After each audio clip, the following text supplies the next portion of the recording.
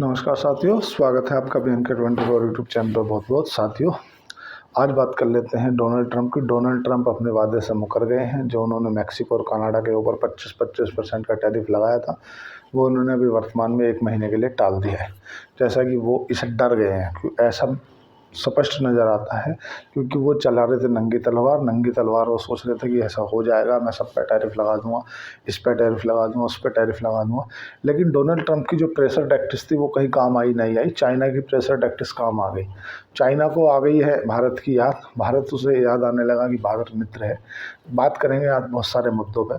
तो पहला मुद्दा तो ये है कि जो चाइना ने अमेरिका को हुड़की दी थी, उसे अमेरिका मान गया है। चाइना ने बोला था कि हम युद्ध करने के लिए तैयार हैं, चाहे आप हमसे किसी तरह का वार कर लो, टैरिफ वार कर लो, चाहे आप वैसे युद्ध में आ जाओ, चाहे जिस तरह से आप लड़ लो, हम तैयार हैं आपसे लड़ने के लिए। देखो, सबसे पहली बात तो आप ये समझो कि चाइना के पास में जितनी भी मैन्युफैक्चरिंग यूनिट है ना, चाइना का जितना भी प्रोड्यूस होता है ना जीडीपी में, उसमें सबसे ज़्यादा अगर भाग है तो वो एक्सपोर्ट का है। चाइना अगर 100 चीज़ें प्रोड्यूस करता है तो उसको 80 चीज़ें ऐसी है जो दूसरे देशों को बेचनी पड़ती हैं।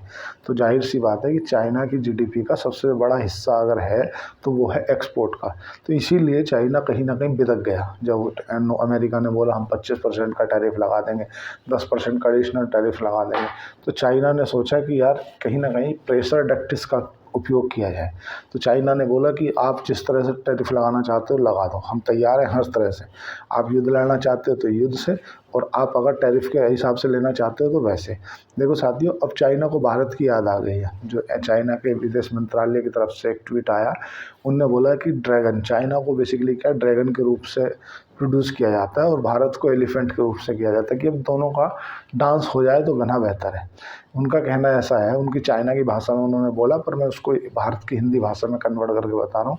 उन्होंने बोला अगर भारत और चाइना दोनों मिलकर व्यापार करें ना, तो कहीं ना कहीं जंगल राज से जो कानून डोनाल्ड ट्रंप लगा के पूरे विश्व पर लागू रखना चाहते हैं, जंगल राज, उस तरह से हम बच सकते हैं। जंगल राज मतलब जिसकी लाठी उसकी भैंस, मतलब जिसकी लाठी में दम है भैंस उसी की है। जनरली जो अमेरिका, कनाडा, चीन, यूएसए, तुम्हारा फ्रांस, ये बड़े बड़े जो देश हैं ना, रूस हैं, ये क्या करते हैं, ये सब अपनी विस्तारवादी नीति को अपनाते हैं और ये चाहते हैं कि कहीं ना कहीं हमारा ही डंका बोले। चाइना को इस बात की याद आई अब बहुत दिन में भारत की, कि भारत बहुत बड़ा कंजप्शन का बाजार है। जर्नली चाइना हमें एक मौके के रूप में देख रहा है। चाइना देख रहा है कि यार इन कहीं ना कहीं अगर हमारा व्यापार जो है अमेरिका से डिस्टर्ब होगा तो उस व्यापार को हम भारत में डाइल्यूट कर सकते हैं, क्योंकि भारत 145 करोड़ की पॉपुलेशन का देश है। मतलब भारत में बहुत ज़्यादा कंजप्शन है, तो कहीं ना कहीं उसको इधर लाया जाए। और अगर वो इधर आएगा तो यहाँ की जो कंपनियाँ हैं उनकी जीडीपी पे इफेक्ट पड़ेगा, ये तो आप मान लो। बात कर लेते हैं आज पहले। सबसे पहली बात तो जो डॉलर इंडेक्स है वो क्रैश हो गया है। डॉलर इंडेक्स क्यों क्रैश हो गया? जो 110 के आसपास चला करता था वो अब 104 रुपये पा गया है डॉलर इंडेक्स। डॉलर इंडेक्स कमज़ोर होने से क्या हुआ साथियों, जैसा कि अभी आपने शेयर बाज़ार में देखा होगा, जो क्रूड ऑयल है या जो मेटल से रिलेटेड कंपनियां हैं उनके शेयर भागे हैं, क्योंकि डॉलर जब भी कमज़ोर होगा तो उन पर इफेक्ट पड़ेगा डायरेक्ट। अब क्रूड ऑयल क्योंकि शांति की स्थिति बन रही है तो आपका क्रूड ऑयल सस्ता हो गया। क्रूड ऑयल सस्ता होने से आपने देखा होगा ये कंपनियां जो क्रूड ऑयल के डायरेक्ट इफेक्ट पड़ने वाली कंपनियां, IOCL, BPCL या तुम्हारा पेंट से रिलेटेड कंपनी, इन पे इफेक्ट पड़ रहा है। अब चाइना को एक याद आ रही है भारत की। तो भारत के इस मामले में विदेश मंत्री जो हमारे S जयशंकर हैं, जो इस मामले को देखते हैं विदेश नीति को, उनकी तरफ से क्या बयान आया साथियों? उनकी तरफ से एक बयान ये आया है कि वो तो बात ठीक है कि हम ऐसा कर सकते हैं, पर चूंकि हम सबसे पहले हमारी देश की सीमाएं हैं, जैसे गलवान घाटी में हुआ, जैसे आपके जो LOC है, लाइन एक्चुअल कंट्रोल, जो चाइना के अभी आधा कंट्रोल में कर रखा है, तो बोला हम चाहते हैं पहले वहाँ शांति हो। लेकिन जो चाइना की तरफ से बयान आया, चाइना ने बोला कि हम वो जो सीमा वाला विवाद है वो अलग है, हम चाहते हैं कि एक अलग से अपना जो व्यापार है वो चलता रहे। लेकिन भारत ने ऐसा कुछ नहीं किया। एक मुद्दा और खड़ा हुआ है, नया क्या खड़ा हुआ है? नया ये खड़ा हुआ है कि डोनाल्ड ट्रंप जब सरकार में आए उसके बाद डोनाल्ड ट्रंप ने बोल दिया कि इसको बांग्लादेश के बारे में जब पूछा गया कि आप बांग्लादेश पर क्या विचार रखते हैं, तो डोनाल्ड ट्रंप ने बोला ये छोटी मोटी बातें हैं, इनसे मुझे कोई लेना देना नहीं, ये छोटा मोटा मुद्दा जो है ना ये भारत देख लेगा। वो बड़े लेवल का कोई काम हो तो हम देखेंगे, नहीं भाई ये छोटे मामले हैं, हम इनमें घुसते नहीं, इसके लिए इनफ है, भारत काफ़ी है।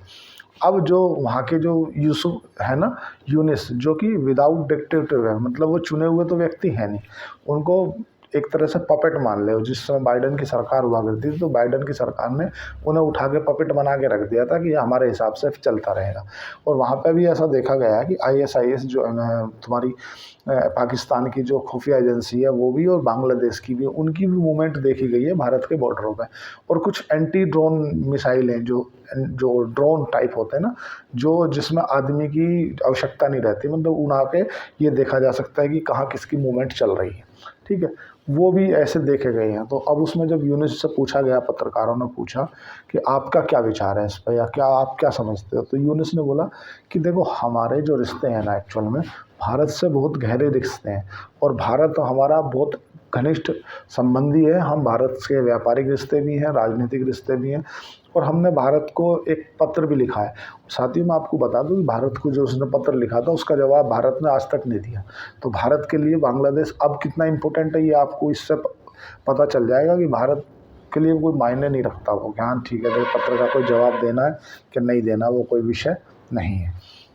एक्चुअल में ये मतलब है, मतलब के कारण बांग्लादेश हमारी पूंछ के पीछे टाँव टाँव करते फिर रहा है। अब ये सोचोगे यार मतलब कौन सा है, देखो क्या है, जो तुम्हारा फरक्का बैराज है ना, फरक्का बैराज है तुम्हारा हुगली नदी पे।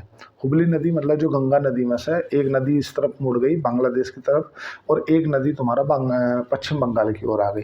तो जो नदी पश्चिम बंगाल की ओर आई है उस नदी पे हमने फरक्का बैराज बनाया है। फरक्का बैराज क्यों बनाया है, वो इसलिए बनाया है जिससे कि जो गाद है वो गाद को रोकी जा सके और वो डायरेक्ट समुद्र में नहीं जाए, है ना, उससे कहीं ना कहीं कंट्रोल करने के लिए हमने फरक्का बैराज बनाया है। तो उनका कहना क्या है, जो हमारी एक टीटी हुई थी ना बांग्लादेश के साथ में 1996 में, वो 2026 में एक्सपायर हो रही है। उस टीटी के अनुसार हमने जो ना 36% के आसपास कुछ हम पानी बांग्लादेश को देते हैं, बाकी पानी का हमारा डाइल्यूशन अपने भारत के अंदर है। गंगा नदी के पानी की बात कर रहा हूँ मैं। तो वो टीटी एक्सपायर हो रही है 2026 में।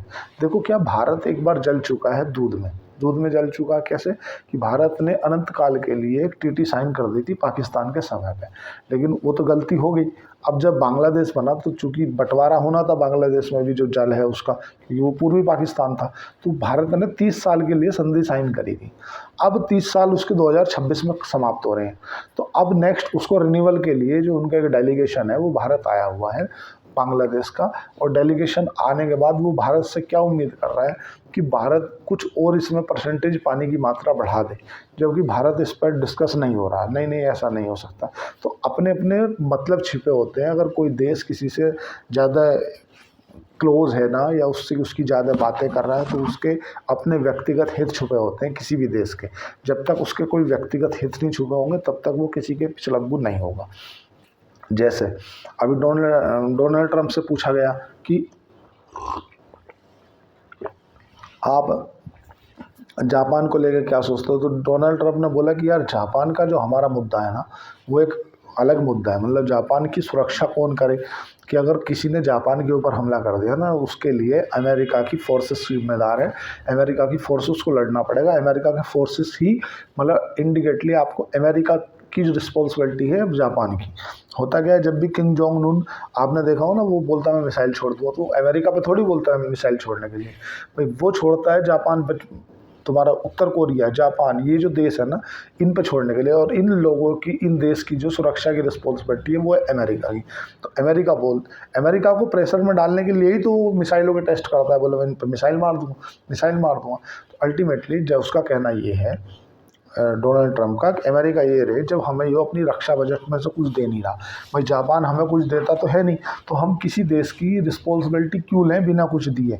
जनरली अगर देखा जाए तो जो संधि हुई थी जापान के साथ में, जब परमाणु बम जापान पर नागासाकी में और हिरोशिमा में मारा था ना अमेरिका ने, तो उसी समय पर जापान की जो फोर्सेस थी उन्होंने सरेंडर कर दिया था। और सरेंडर करने के बाद बोला था कि भाई आज के बाद हमारी सुरक्षा कौन करेगा। तो अमेरिका ने बोला था कि आज के बाद तुम्हारी अमेरिका सुरक्षा करेगा। कई बार जापान इस बात को बोल चुका है कि एशिया में भी एक ऐसा देश होना चाहिए नाटो के जैसा, मतलब एक समूह होना चाहिए। जापान इस बात को कई बार बोल चुका कि नाटो का समूह एक ऐसा एशिया में भी होना चाहिए जिसकी सभी तरह से लीडरशिप रहे और कहीं कई परिस्थिति बन जाए तो हम लड़ सकें। लेकिन इसके लिए भारत हमेशा मना कर देता है। क्यों कर देता है?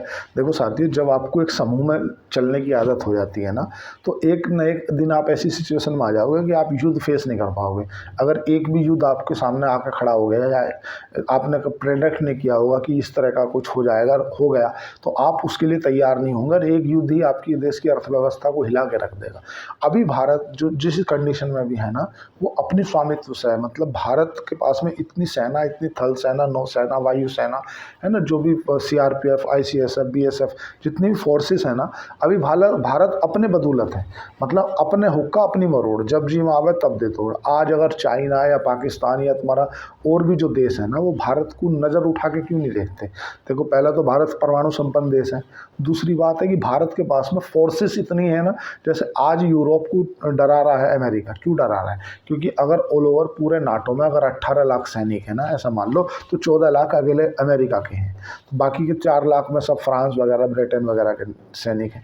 तो इसीलिए तो आज नाटो को जो देश है ना यूरोपियन यूनियन के, उन्हें अमेरिका डरा पा रहा है। क्यों बोल रहा है? बोले मैं पीछे हाथ खींच लूँगा तो कुछ नहीं हो। आज भारत जो भी कुछ अपने बदौलत है, अपने दम पे है, किसी की नज़र न उठा कर देखने की हिम्मत नहीं है। भारतीयों का जो सेना का जो जज्बा है ना, वो ऑल ओवर विश्व में अपनी तूती बुलवाता है। मतलब ये समझ लो कि अगर टॉप 5 सैनिकों में गिनती की जाए तो टॉप 3 में, टॉप 1 में आएंगे भारत के सैनिक। मतलब उनका जो जज्बा है ना, आप देखो ना, सियाचिन ग्लेशियर में ऐसे ऐसे जगह पे भारत युद्ध लड़ता है। तो कभी भी जापान की जो TT जो है सब जापान बोलता है कि यार हम चाहते हैं कि एक यूरोप, मतलब जैसे यूरोप में नाटो है ऐसे ही एशिया का नाटो रहे, तो भारत उसे मना कर देता है। बोले नहीं नहीं, मैं नहीं चाहता। क्योंकि अब देखो, कभी भी भारत, इस बात को आप नोटिस करना कि अगर भारत किसी भी मिलिट्री अलायंस का पार्ट बन गया, तो जाहिर सी बात है थोड़ा सा हमें जो ना रक्षा बजट में तो पैसा बच जाएगा कि हमें रक्षा बजट कम करना पड़ेगा। लेकिन कहीं भी युद्ध किसी का भी होगा तो हमें जाना पड़ेगा लड़ने के लिए। अगर आप सपोज करो, हमने 10 लोगों ने मिला के एक समूह बना लिया कि भाई इन 10 लोगों पे कोई हमला करेगा तो हम 10 के 10 युद्ध करने जाएंगे। अभी तो भारत केवल अपनी सेनाओं से ही, अपने जो पड़ोसी हैं उनसे अपनी सुरक्षा के लिए सेना तैनात करके रखा है। अगर उस समय भी उन्होंने जापान और इन सब लोगों को जोड़ लिया तो उत्तर कोरिया, नॉर्थ कोरिया का मिसाइल जोड़ देगा, इधर से हमें अपने सैनिक भेजने पड़ेंगे, अपनी मिसाइल भेजनी पड़ेंगी। तो हमें करना नहीं। हम जो भारत है वो एक शेर के मुताबिक है। शेर मतलब पूरे जंगल में एज द अपनी रैपिडनेस करता अकेले के दम पे। भारत को भी किसी की सहारे की आवश्यकता नहीं है कि आप एक समूह बना लो, किसी मिलिट्री अलायंस का हिस्सा बना लो तो भारत चलेगा। आज चाइना को भारत की याद क्यों आई है भाई? क्योंकि चाइना किस रूप में देखता है, जैसे मैंने आपसे पिछली बार 1-2 बार वीडियो में कहा है कि अगर चाइना भारत को देखता है तो एक व्यापार की नज़र से देखता है। देखो, अगर मैं क्या कर लूँगा आपसे, कहीं ना कहीं अगर चाइना के ऊपर टैरिफ लगेगा ना, तो चाइना अपना सस्ता माल जो है ना, वो और जो देश है ना, उससे सटे हुए देश है, उनमें डंप करेगा। जैसे उसने शुरुआत कर दी, अभी उसने बोल दिया कि नहीं नहीं, हम तो भारत को एक एलिफेंट के रूप में देखते हैं। एलिफेंट मतलब बड़ा हाथी। हाथी और हम ड्रैगन दोनों मस्त होकर डांस करेंगे। अल्टीमेटली उसे दिख रहा है भारत का बाज़ार। भारत में 145 करोड़ की पॉपुलेशन है और उसे ये बाज़ार दिख रहा है कि कहीं ना कहीं हमारा जो माल है वो यहाँ व्यापारिक नीति अगर हमारी नरम पड़ जाती है तो पूरा का पूरा माल हम भारत में डंप कर देंगे। भारत की जो कंपनियां हैं उन पे इफेक्ट पड़ेगा, इसका नो डाउट। लेकिन भारत भी काफ़ी सुलझा हुआ जवाब देता है। और अगर डोनाल्ड ट्रंप के मुद्दे पे अगर एस जयशंकर से पूछा गया कि क्या आप इससे बिल्कुल भी सरप्राइज नहीं है जिस तरह से वो टैरिफ लगा रहे, तो जयशंकर जी ने बोल दिया नहीं नहीं, मैं बिल्कुल भी इससे इंटरेस्ट नहीं हूँ। क्योंकि भाई उसका जो एजेंडा था, जिस एजेंडे के बाद वो चुनाव जीत के आए हैं डोनाल्ड ट्रंप, तो वो अपने एजेंडे को फुलफिल कर रहे हैं। आप अगर 2018 को उनका कार्यकाल उठा कर देखोगे तो उनको 2018 के कार्यकाल में भी देखने के लिए यही मिलेगा कि वो ऐसा ही बोल रहे थे। उन्होंने बोला था कि भाई मैं ये कर दूँगा वो कर दूँगा, सो वो कर रहे हैं।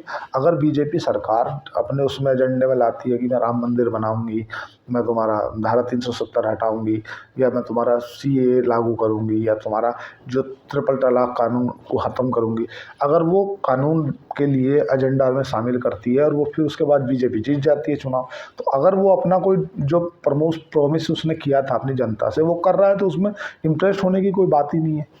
दूसरी बात क्या है कि भारत के जो पीयूष गोयल है वो भी गए हुए हैं तुम्हारा अमेरिका में, वो प्रयास कर रहे हैं कि भाई मान जाओ, क्योंकि जो एक्चुअल में कॉमर्स मिनिस्टर हैं वो है पीयूष गोयल, और उन्हीं का काम है कि इस मामले को थोड़ा सा बहुत पेचीदा तरीके से निकाल लिया है, क्योंकि हर तरह से यूरोप के देश तुम्हारा फ्रांस, जापान, इटली सब जा कर अपने अपने स्तर से डोनाल्ड ट्रंप को बनाने की कोशिश कर चुके हैं। और डोनाल्ड ट्रंप नंगी तलवार चला रहे थे, लेकिन डोनाल्ड ट्रंप नहीं जान रहे थे एक्चुअल में क्या है। डोनाल्ड ट्रंप ना इस चीज़ को समझ नहीं रहे कि जितना उनका जो बाज़ार है ना, जितना 100 में से समझ लो 80 सामान वो बाहर से इंपोर्ट करते हैं, जितना कंजप्ट करते हैं ना उतना प्रोड्यूस नहीं करते। आप अमेरिका की सबसे बड़ी मजबूरी क्या है? अमेरिका की सबसे बड़ी मजबूरी ये है कि अमेरिका जितना प्रोड्यूस करता है उससे कहीं ज़्यादा वो कंजप्ट करता है, इसीलिए तो इंपोर्ट करता है वो माल।